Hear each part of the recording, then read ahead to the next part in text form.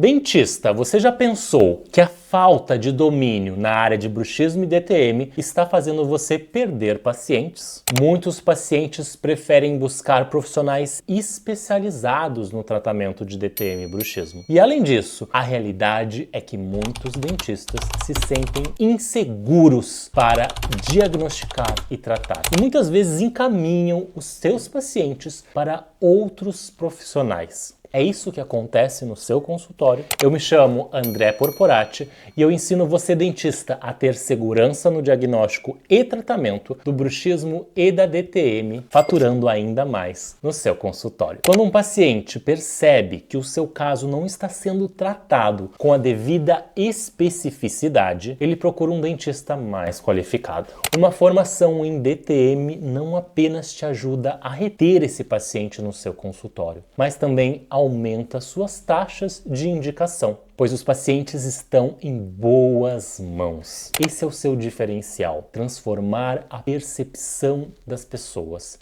e fidelizar os pacientes no seu consultório com uma odontologia integral e humanizada. Quer parar de perder os seus pacientes? Então é só seguir aqui o meu perfil e descobrir como se especializar em bruxismo e DTM. Vamos juntos?